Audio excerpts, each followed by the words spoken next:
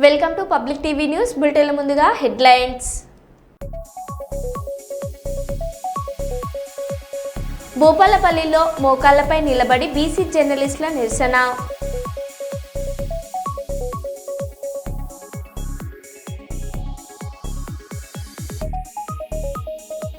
వర్ధన్నపేటలో BC బంద్లో పాల్గొన్న MLA KR Nagaraju.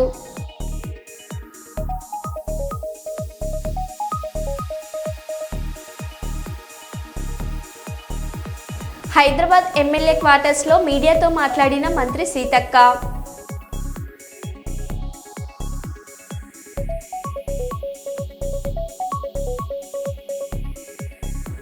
రాష్ట్ర బంద్లో భాగంగా గౌలిగూడ ఎంజీబీఎస్ వద్ద బైఠాయించిన తెలంగాణ బీసీ జేఏసీ నాయకులు.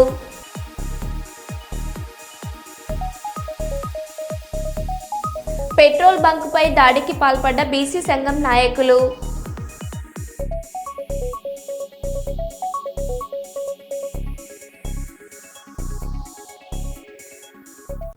ఇక వివరాల్లోకి వెళ్తే, ఖైరతాబాద్ చౌరస్తాలో తెలంగాణ జాగృతి ఆధ్వర్యంలో బీసీ బంద్కు మద్దతుగా గంట పాటు మానవహారం నిర్వహించబడింది. ఈ కార్యక్రమానికి తెలంగాణ జాగృతి అధ్యక్షురాలు కవిత, యునైటెడ్ ఫూలే ఫ్రంట్ మరియు తెలంగాణ జాగృతి నాయకులు కలిసి నిర్వహించారు. సమ్మేళనం శాంతియుతంగా సాగింది. ఈ సందర్భంగా కవిత మాట్లాడారు.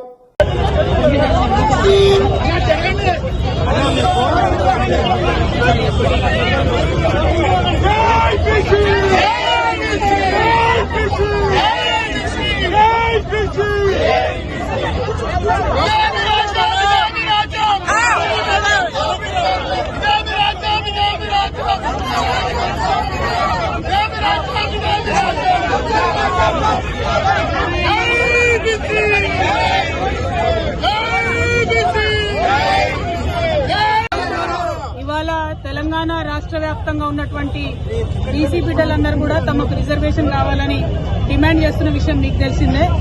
అయితే ఇవాళ ఎవరైతే రిజర్వేషన్ ఇవ్వాలనో ఆ పార్టీలు కూడా వచ్చి బీసీ బిడ్డలు ఇచ్చినటువంటి బంద్లో పాల్గొంటామని చెప్పడం నిజంగా నవ్వులాటగా అనిపిస్తా ఉంది. ఇవ్వాల్సినటువంటి భారతీయ జనతా పార్టీ, దొంగ జీవోలు ఇచ్చిన మోసం చేసినటువంటి కాంగ్రెస్ పార్టీ, వీళ్ళు కూడా బంద్లో మేము పాల్గొంటా ఉన్నామంటే చాలా దారుణంగా ఉంది. అంతకుడే నివాళులు అర్పించినట్టుగా అనిపిస్తా ఉంది.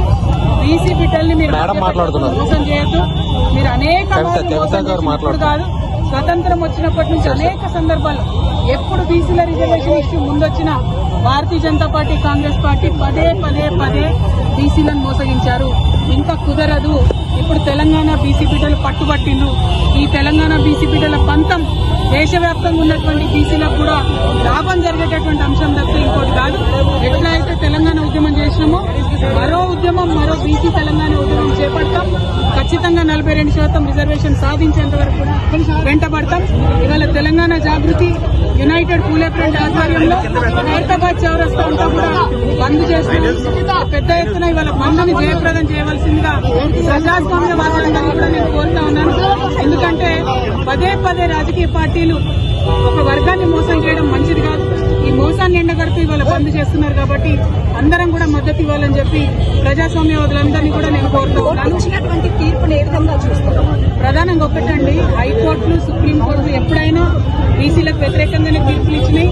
ఎందుకంటే ప్రభుత్వాలు ఆ తీర్పులు అట్లా రాకుండా సాంకేతిక పరమైనటువంటి అంశాల మీద క్లారిటీ ఇవ్వలేదు ఎప్పుడు గవర్నమెంట్. ఉదాహరణకు మన తెలంగాణ రాష్ట్రంలోనే సరైనటువంటి జనగణన జరగలేదు, సరైనటువంటి ఎన్యూమరేషన్ జరగలేదు, సరైనటువంటి dedicated BC commission rules follow అవ్వలేదు. అవన్నీ అయి ఉంటే కోట్లలో నిలబడేది. నిన్న ఇచ్చినటువంటి GO9 కూడా రిఫరెన్స్ వీళ్ళు ఏదైతే సవరించిన పంచాయతీరాజ్ చట్టం ఉందో దాని గురించి పెట్టకుండా పెట్టారు కాబట్టి GO9 కూడా కొట్టేసారు. అంటే చిత్తశుద్ధి లేదు పార్టీలకని తెలుస్తా ఉంది. కాబట్టి ఒకటే రిక్వెస్ట్ చేస్తున్నాం, కాంగ్రెస్ పార్టీ అయినా భారతీయ జనతా పార్టీ అయినా మీరు బీసీ బిడ్డల్ని మోసం చేయడం, మభ్యపెట్టడం మానేయండి. ఎన్నికలు ఇంకో 5-6 నెలలు కాకపోయినా ఏం ఒరిగేది లేదు, నష్టమేం లేదు. మహారాష్ట్రలో 5 ఏళ్ల ఎన్నికలు కాలేదు, తమిళనాడులో 10 ఏళ్ల ఎన్నికలు కాలేదు. అప్పుడే బీసీలకు రిజర్వేషన్లు వచ్చినాయి కాబట్టి ఆ విధంగా ప్రయత్నం చేయాలని చెప్పి నేను కోరుతా ఉన్నాం. యూపీఎఫ్ చైర్పర్సన్ గారు పడితే స్థానిక ఎన్నికలు అక్కడ ఉన్నటువంటి గ్రామ స్థాయిలో ఉన్నటువంటి లీడర్స్ అంతా లాస్ అవుతాము. గతంలో ఉన్నటువంటి బిల్లులు కూడా ఇంకా పెండింగ్ ఉన్నాయి. మళ్ళీ అధికారంలోకి వస్తేనే బిల్లులన్నీ కూడా క్లియర్ అవుతాయని వాళ్ళు చెప్తున్నారు. మీరేమో ఎన్నికలు వాయిదా పడినా పర్వాలేదని చెప్తున్నారు. తప్పమ్మా, ఇదివరకు ఉన్నటువంటి బీఆర్ఎస్ సర్పంచ్ల బిల్లు కాంగ్రెస్ పార్టీ ఆగలేదు ఈ ప్రభుత్వం. వాళ్ళు ఇక ఎగ్జాస్ట్ అయ్యి ఆశలు వదిలేసుకుంటే మళ్ళీ కొత్తగా ఎలక్షన్లు తీసుకొచ్చారు. ఇప్పుడు ఆ పాత వాళ్ళు గెలుస్తారా నిలుస్తారా అనేటటువంటి ఒక ప్రశ్న అయితే, రెండవ ప్రశ్న పదే బీసీలను ఎట్లా మోసం చేస్తారమ్మా? పదే 3 సార్లు బిల్లు పెట్టింది ఈ ప్రభుత్వం. ఒకసారేమో 42% బిల్లు పెట్టింది, ఇంకొకసారేమో సవరణ చేసింది, ఇంకొకసారేమో జీవో అని ఇచ్చింది. అంటే ఏది కూడా టెక్నికల్ గా నిలవకుండా చాలా తెలివిగా బీసీలను మోసం చేస్తున్నారు. ఇది కరెక్ట్ కాదు. సుప్రీంకోర్టు సీజ్పై దాడిని మాదిగ రిజర్వేషన్ పోరాట సమితి కర్నూలు జిల్లా అధికార ప్రతినిధి కాశపోగు సూరి మాదిగ ఖండించారు. Kurnool urban MRO, Kallur MRO, Orvakal ఎంఆర్ఓలకు ఎంఆర్పీఎస్ కర్నూలు జిల్లా శాఖ ఆధ్వర్యంలో సీజ్పై దాడిని ఖండిస్తూ వినతి పత్రాలు అందజేశారు.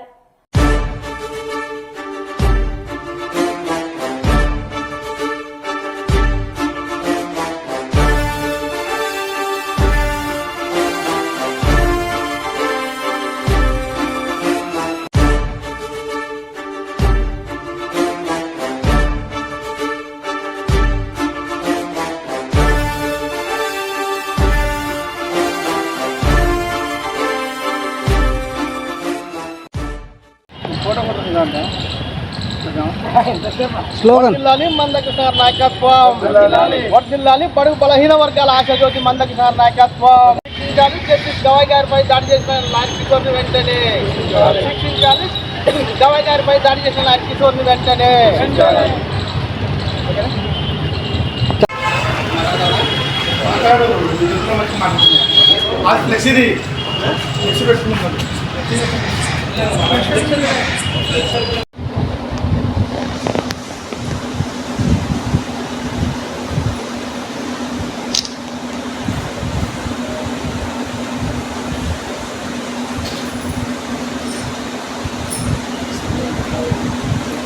Okay sir, thank you sir.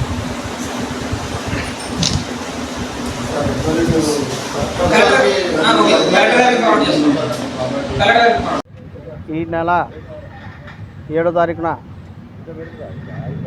భారతదేశంలో అత్యున్నత న్యాయస్థానమైనటువంటి సుప్రీంకోర్టు సిజే గవాయ్ గారిపై సీనియర్ లాయర్ అటువంటి కిషోర్ గారు దాడి చేయడం జరిగింది. భారతదేశంలోనే అత్యున్నత న్యాయస్థానం ప్రథమ పాత్ర పోషిస్తున్నటువంటి గవాయ్ గారి పైన ఈ దాడిని ఖండిస్తూ మా నేత మందకృష్ణ గారు దళితులపై దాడిని తీవ్రంగా ఖండించాలంటూ దేశవ్యాప్తంగా ఒక పిలుపునివ్వడం జరిగింది. అందులో భాగంగానే ఈరోజు కర్నూలు జిల్లా కర్నూలు టౌన్లో ఉన్నటువంటి కల్లూరు మండలం, ఓరకల్ మండలం, అలాగే అర్బన్లో సంబంధించినటువంటి ప్రభుత్వ అధికారులకి మా నిరసన కార్యక్రమం తెలియజేయడం జరిగింది. లాయర్ కిషోర్ని వెంటనే అరెస్ట్ చేసి అతనిపైన చర్యలు తీసుకోవాలని కర్నూలు ఎంఎస్పీ కమిటీ తరఫున, అలాగే మా నేత మందకృష్ణ గారి తరఫున మేము డిమాండ్ చేస్తున్నాం. లేని పక్షంలో ఇప్పటికైనా కేంద్ర రాష్ట్ర ప్రభుత్వాలు ఒక సీనియర్ అధికారిని వేసి విచారణ చేపట్టి దీనికి సంబంధించినటువంటి వ్యక్తిపై తీవ్ర చర్యలు తీసుకోవాలని మేము డిమాండ్ చేస్తున్నాం. లేని పక్షంలో మా ఉద్యమాన్ని మందకృష్ణ గారి ఆలోచన విధానాన్ని అలాగే ఈ ఉద్యమాన్ని మరింత ఉధృతం చేస్తామని తెలియజేస్తున్నాను. నా పేరు కాశపోగు సూరి మాదిగ, ఎంఎస్పీ జిల్లా అధికార ప్రతినిధి. 7వ తారీఖున భారతదేశం గౌరవించేలా సుప్రీంకోర్టు న్యాయవాదులను మరి మనం ఎంతో కొనియాడతాం. అలాంటి చీఫ్ జస్టిస్ అయిన గవాయ్ గారి పైన దాడి చేయడం, అది కూడా దాడి అంటే ఏ రకమంటే అవమానకరంగా చెప్పుతో మరి విరిచిన సంఘటన మనం లైవ్లో చూసాం.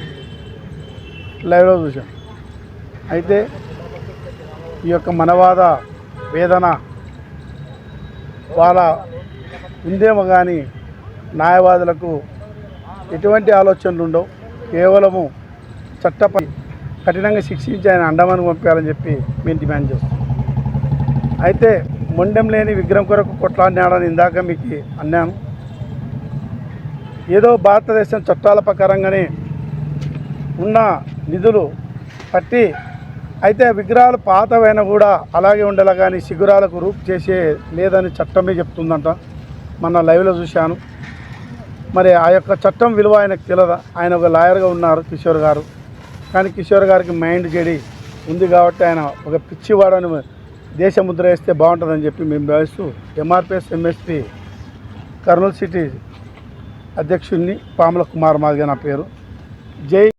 జయశంకర్ భూపాలపల్లి జిల్లా కేంద్రంలో శనివారం బీసీ జర్నలిస్టులు మోకాళ్లపై నిలబడి వినూత్నంగా నిరసన వ్యక్తం చేశారు.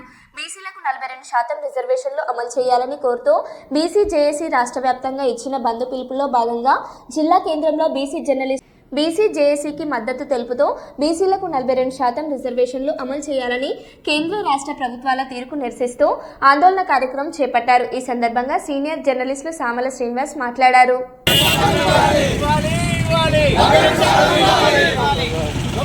మాట్లాడుతున్న కేంద్ర రాష్ట్ర ప్రభుత్వాలు వెంటనే నాటకాలు ఆడుతున్న కేంద్ర రాష్ట్ర ప్రభుత్వాలు వెంటనే జై బీసీ బీసీ జర్నలిస్టుల ఐక్యత బీసీ జర్నలిస్టుల ఐక్యత జై బీసీ జై బీసీ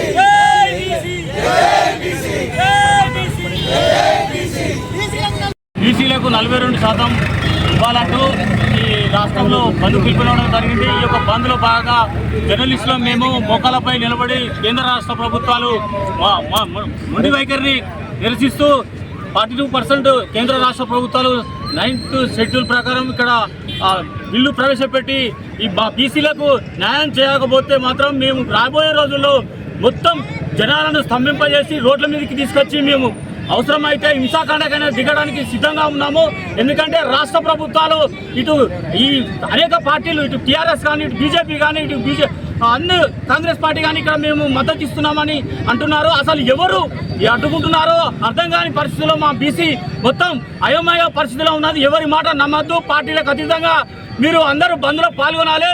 ఆ పార్టీకి పోతే ఏమవుతుంది, ఈడి వస్తే ఏమవుతుంది అనేది కాకుండా బీసీ కోసం ప్రతి ఒక్కరూ ఉద్యమించాల్సిన సమయం ఆసనమైంది. కాబట్టి అందరూ ఏకమై రోడ్ల మీద స్తంభింపజేసి అక్క చెల్లెలు అందరూ తారతమ్యం లేకుండా అందరూ రోడ్ల మీదకి వచ్చి ఈ బీసీ సంఘాలను ఉధృతం చేసే వరకు కేంద్ర రాష్ట్ర ప్రభుత్వాల మొండి వైఖరిని వీడేంత వరకు మనం పోరాటం చేద్దామని మేము జర్నలిస్టు సంఘం నుంచి చెప్తా ఉన్నాం. మానవత్వమే మహాధర్మం అనే సత్యాన్ని మరోసారి చాటుకున్నారు. కర్నూలు నగర శివార్లోని అశ్విని బాలాజీ రెసిడెన్షియల్లో నివసిస్తున్న దుర్గం బాలాజీ నందపల్లి గ్రామానికి చెందిన కుర్వ గిరిబాబు ఆకస్మికంగా మృతి చెందారన్న వార్త తెలిసిన వెంటనే దుర్గం బాలాజీ అక్కడికి చేరుకొని బాధిత కుటుంబ సభ్యులను పరామర్శించారు. వారి ఆపదలో అండగా నిలుస్తూ 5,000 రూపాయల నగదు సహాయం అందజేశారు. ఈ సందర్భంగా ఆయన మాట్లాడారు.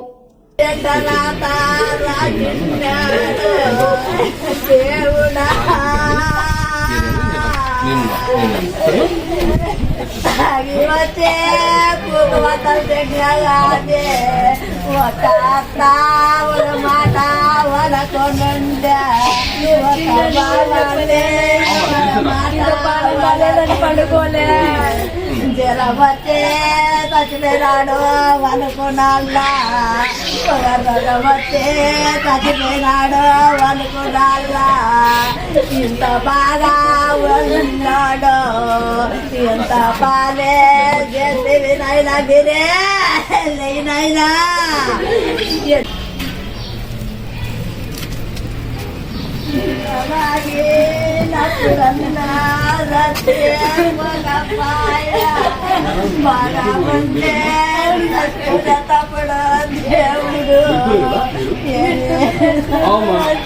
చూశాను ఒకసారి ఇద్దరు కలిపి బైక్ మీద ఆలోచిస్తారు.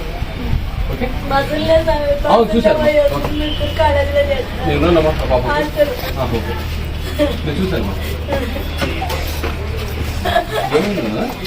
ఏమి తాగొచ్చి ఉండదు తాగొచ్చి బాత్రూమ్ పోయినాడు అడిగినాదో ఏం అడిగినాదో తెలియదు చూసా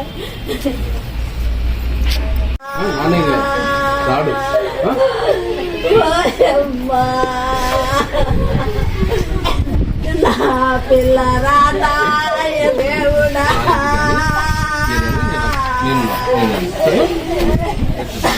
వచ్చే పూగవతలు దగ్గరగానే ఒక మాట వలకొండే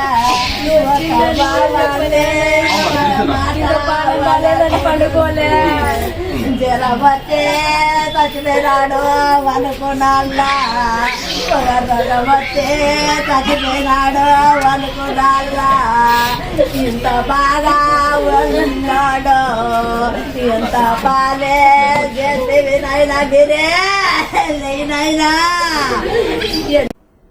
జాగృతి అధ్యక్షురాలు శ్రీమతి కల్వకుంట్ల కవిత గారి సమక్షంలో తెలంగాణ జాగృతిలో చేరిన ఉప్పల్ నాంపల్లి చార్మినార్ నియోజకవర్గానికి చెందిన పలువురు నాయకులు కార్యకర్తలు.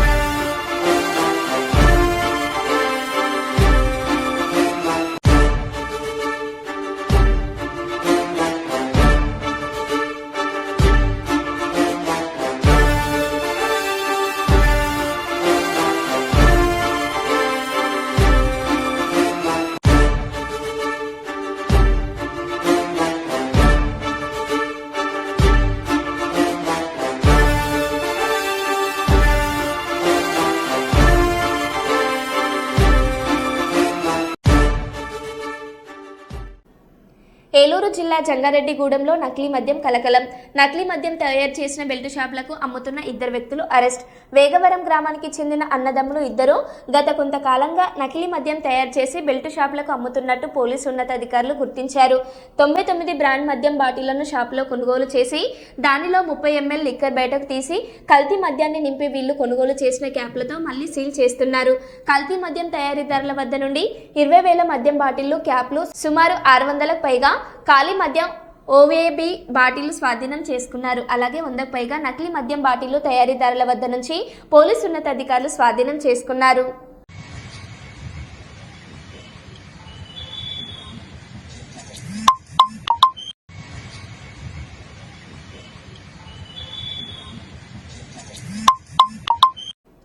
స్థానిక సంస్థల ఎన్నికల్లో బీసీలకు 42% రిజర్వేషన్లు అమలు చేయాలని డిమాండ్ చేస్తూ తెలంగాణ రాజ్యాధికార పార్టీ ఇచ్చిన రాష్ట్ర బీసీ బంద్ను విజయవంతం చేయాలని పార్టీ జిల్లా అధ్యక్షులు గుండేవేవ స్వామి పిలుపునిచ్చారు. తీన్మార్ మల్లన్న పిలుపు మేరకు రాష్ట్ర వ్యాప్త బంద్లో భాగంగా జిల్లాలలో బీసీ సంఘాల మేధావులు, వ్యాపార వాణిజ్య సంస్థలు, కార్మిక, కర్షక, విద్యార్థి, ఉద్యోగ సంఘాలు, రాజకీయ పార్టీల నాయకులు స్వచ్ఛందంగా పాల్గొని విజయవంతం చేయాలని కోరారు. బీసీల సత్తాను చాటి కేంద్ర రాష్ట్ర ప్రభుత్వాల మెడలు వంచి 42% రిజర్వేషన్లు సాధించుకుందామని తెలిపారు. ఇక్కడ బీసీ సంఘాలు జేఏసీగా ఏర్పడి బంధు పిలుపు ఇచ్చిన సందర్భంలో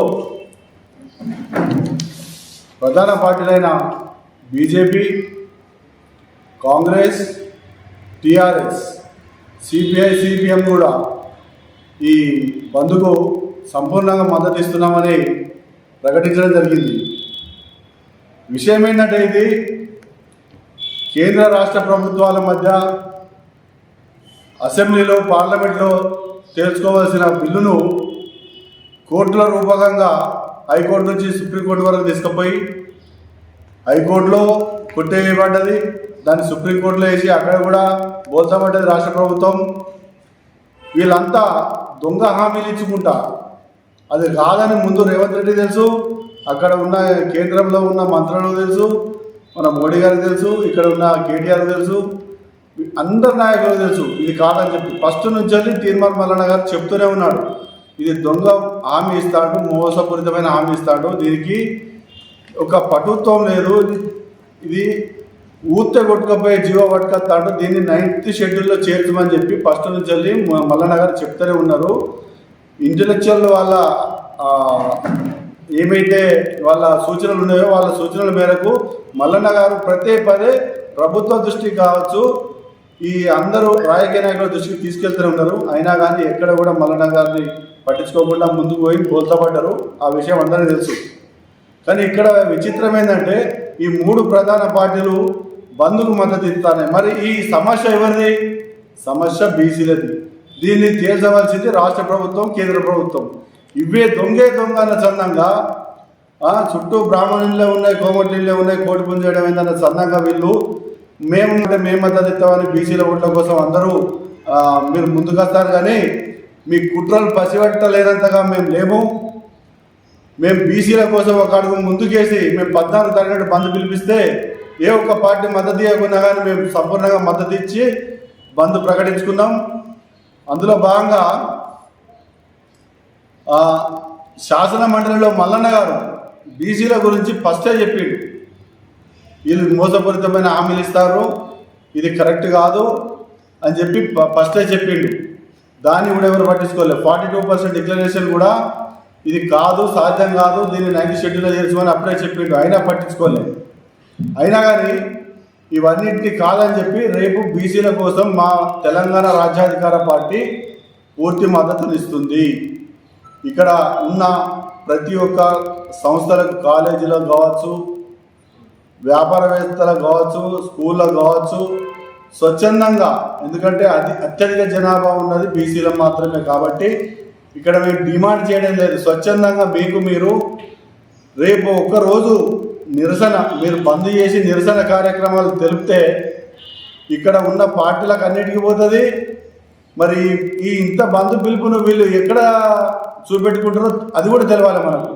మనం సంపూర్ణంగా మనం మద్దతు ఇచ్చినప్పటికీ మనకు ఇక్కడ ఈ సమస్యను తేలవలసింది ఇక్కడి కేంద్ర ప్రభుత్వమా, రాష్ట్ర ప్రభుత్వమా, లేకపోతే అమెరికాలో ఉన్న ప్రెసిడెంట్కి ఇట్లా మన సమస్య తీరుతాడా, ఐక్యరాజ్య సమితికి ఇట్లా పోతుందా? మరి మన సమస్య కొంచెమైనా కానీ బుద్ధి ఉండాలి. ఆ బుద్ధి లేని పనులు చేస్తాను ఈ పార్టీలు కాబట్టి ఆ పార్టీలను చెప్పే మాటలు నమ్మకండి. బీసీలకు రేపు రేపు రేపు ఒక్కరోజు బీసీల రోజు, దానికోసం మనం సంపూర్ణంగా మద్దతు ఇచ్చి చిన్న చిన్నగా వ్యాపారవేత్తలు కావచ్చు, పెద్ద పెద్ద స్కూళ్ళు కావచ్చు, హాస్పిటల్.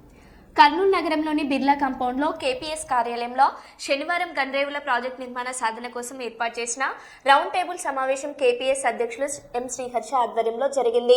ఈ కార్యక్రమంలో విద్యా సంస్థల అధినేత పుల్లయ్య, రైతు సంఘం నాయకులు రామకృష్ణారెడ్డి, సర్పంచుల సంఘం రాష్ట్ర నాయకులు బిర్రు ప్రతాప్ రెడ్డి, శివసేన నాయకులు ప్రతాప్ రెడ్డి, బీజేవైఎం నాయకులు Sunil Kumar Reddy, Srichakra media group MD Harinatha Reddy, Seshadri Reddy ఇతర నాయకులు పాల్గొన్నారు. అనంతరం వారు మాట్లాడుతూ గుండ్రేవుల ప్రాజెక్టు నిర్మాణం వల్ల అక్కడ రైతులకు, కర్నూలు ప్రజలకు త్రాగునీరు, సాగునీరు అందడం జరుగుతుందన్నారు. ప్రాజెక్ట్ నిర్మాణానికి పార్టీలకు అతీతంగా అందరూ సహకరించాలని కోరారు. ఆర్డీఎస్ కుల్కాల్వ, అదేవిధంగా పంచుకునే రిజర్వాయర్, సంజీవే సాగరం, తుంగభద్ర ఎమ్మెల్సీ, దీనికి సంబంధించి కర్నూలు జిల్లాకు సంబంధించినంత వరకు ఉన్న నీటి అవకాశాలు ఉన్నాయి, వనరులు ఉన్నాయి. పాలకుల యొక్క చిత్తశుద్ధి లేని దాటంగానే మనం ఈ శాఖ అనుభవిస్తూ చెన్నై సార్ చెప్పినట్ల ఇప్పుడు కూడా తుంగభద్ర నుంచి వచ్చేటువంటి నీళ్లు కడప కళ్యాణం పోవడానికి సుంకేశ్వర రిజర్వాయర్, సుంకేశ్వర బ్యారేజ్ ముఖ్యమైనది. దానికి కెపాసిటీ 1.21 టీఎంసీ కెపాసిటీ. మేము ఇక్కడ కర్నూలులో చదువుకుంటున్నప్పుడు జూన్ 15 నుంచి ఏప్రిల్ 15 వరకు కేసీపీ నాలుగు మేము నీళ్లు పడుతుంది మేము చూసాం. ఇప్పుడు మీరు చూస్తున్నారా? చెన్నై సార్ కానీ మీరు చూస్తున్నారా? ఈరోజు ఆ నీళ్లు రావడం లేదు కాబట్టి దానికి సపరేట్గా ముందేవాళ్ళ దగ్గర ఓ రిజర్వాయర్ కడితే బాగుంటుందని చెప్పిన మహానీయులు మన ఇంజనీర్ సుబ్బారాయుడు గారు రాయలసీమకు సంబంధించి ఎక్కడెక్కడ ఏ నదులు ఉన్నాయి, ఎక్కడెక్కడ ఎన్ని నీళ్ళు పడుతుంది, ఎన్ని చెరువులు ఉన్నాయి, ఎన్ని మొక్కలు. కర్నూలు స్థానిక ఎన్ఆర్పేట భాష్యం పాఠశాలలో ముందస్తు దీపావళి పండుగ జరుపుకోవడం జరిగింది. భాష్యం చైర్మన్ భాష్యం రామకృష్ణ గారు, భాష్యం వైస్ చైర్మన్ హనుమంతరావు గారు మరియు భాష్యం మేనేజింగ్ డైరెక్టర్ సాకేత్ సార్ గారి ఆదేశాల మేరకు ఈరోజు భాష్యం పాఠశాలలో ఘనంగా దీపావళి సంబరాలు జరుపుకోవడం జరిగింది.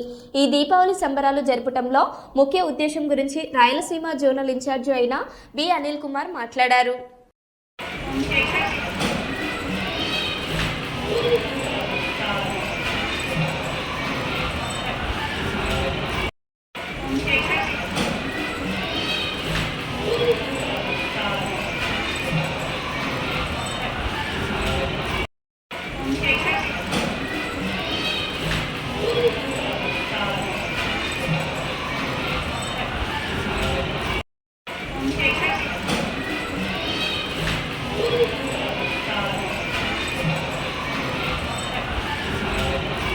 మరో బులెటిన్లో మళ్ళీ కలుద్దాం. Stay tune.